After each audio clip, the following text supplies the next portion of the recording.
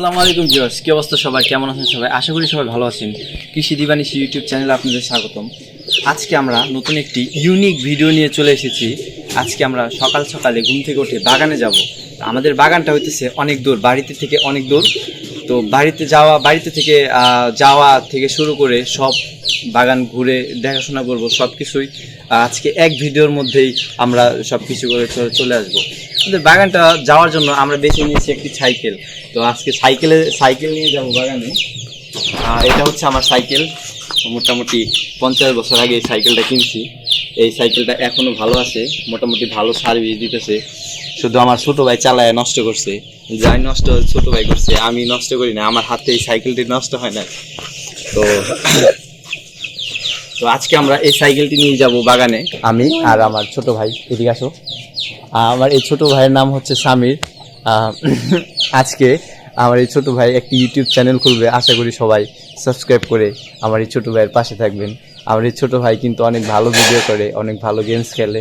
তো সবাই আমার এই ছোট ভাইয়ের জন্য দোয়া করবেন। তো এই বলে আমাদের এই জার্নিটা শুরু করছি। চলুন আমাদের সাথে থাকুন, চলো।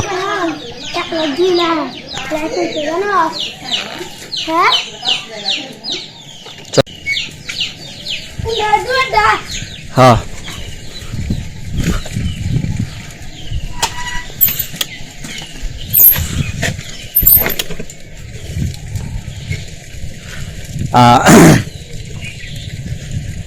আমরা মাত্র রওনা হলাম বাগানের উদ্দেশ্যে।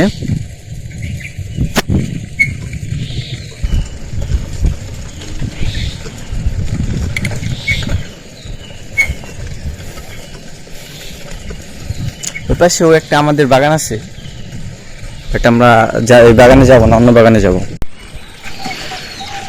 হ্যাঁ,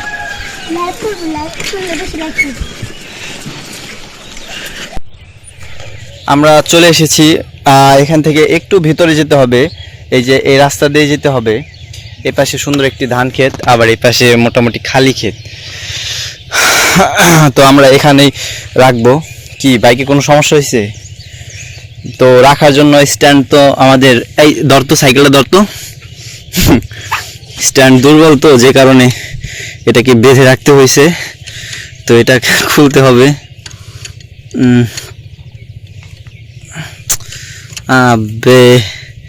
এটা কি করি এখন?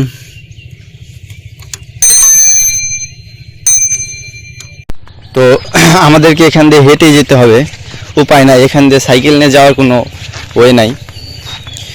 ডান পাশে ভুট্টা ক্ষেত, বাম পাশে ধান ক্ষেত। এখান দিয়ে হেঁটে যাওয়ার একটা অনুভূতি আলাদা।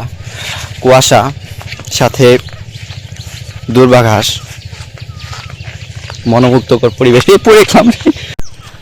আর একটু সামনে আমাদের বাগান, আর মাত্র কয়েক সেকেন্ড বাকি। এই যে কত সুন্দর ধান ক্ষেত। অবশেষে আমাদের বাগানে এসে পৌঁছালাম। এই যে সেই বাগান, যে বাগানের উদ্দেশ্যে আমরা বাসায় থেকে রওনা হয়েছিলাম। পানি দিতেছে নাকি? এখানে ধান খেতে সেচের কাজ চলতেছে। এই সে আমাদের বাগান।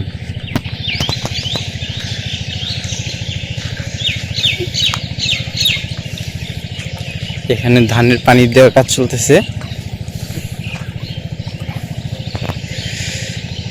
আসলে এই জায়গাটা মোটামুটি 50 ডিসিমেল জায়গা বিস্তৃত।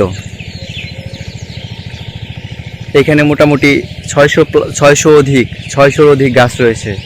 600 অধিক পেঁপে গাছ রয়েছে।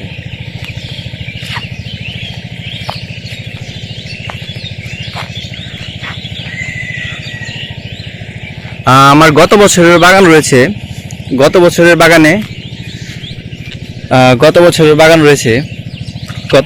বাগানেও কিছু ভিডিও আপনাদেরকে দেখাবো।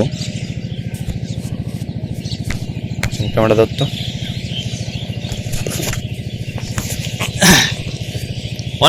অনেকক্ষণ কষ্ট করার পর, অনেকক্ষণ সাইকেল নিয়ে চলে আসার পর মূলত আমরা বাগানে চলে এসেছি। এটা মূলত আমাদের একটি বাগান, এরকম আরও কয়েকটি বাগান আছে আমাদের। মানে আমার নিজের উদ্যোক্তায়, আমি নিজের কষ্টের ফলে আমি এই বাগানগুলো তৈরি করেছি। আমি আর আমার ছোট ভাই দিনরাত পরিশ্রম করে এই বাগানটি গড়ে তুলেছি। এখনও এখানে এই গাছের বয়স খুব একটা বেশি না, খুব কম বয়স, কিন্তু এইগুলা সব আমার নিজের হাতে এগুলার বীজ থেকে চারা তৈরি করা। তো এখানে কোনো খারাপ কোনো জাত হওয়ার কোনো সম্ভাবনাই নেই। আসুন আপনাদের চারপাশে একটু ঘুরে দেখাই, গাছ টাছ দেখাই, এমনকি গাছের কি অবস্থা কেমন, গাছটা সব দেখাইতেছি। তো এগুলা সব সারি সারি করে লাগানো আছে পেঁপে গাছ।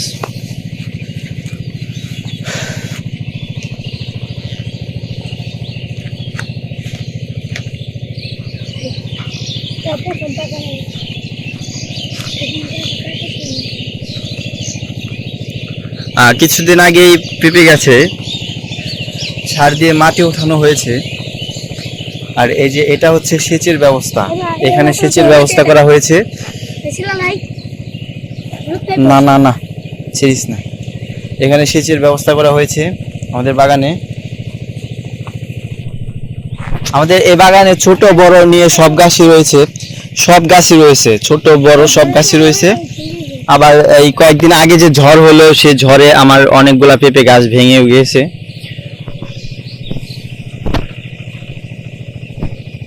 মাশাআল্লাহ, অনেক সুন্দর। আসলে উদ্যোগ নিয়ে কোনো একটা কিছু করার যে মজাটা, ওইটা আসলে কোনো কিছুর মধ্যে নাই।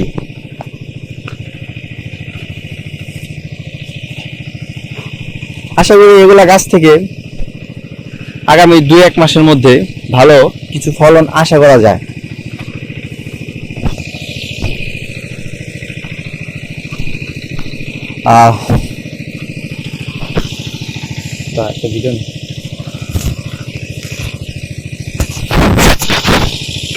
তো আপনারা তো সবকিছু দেখলেনি আর সবকিছু জানলেনি।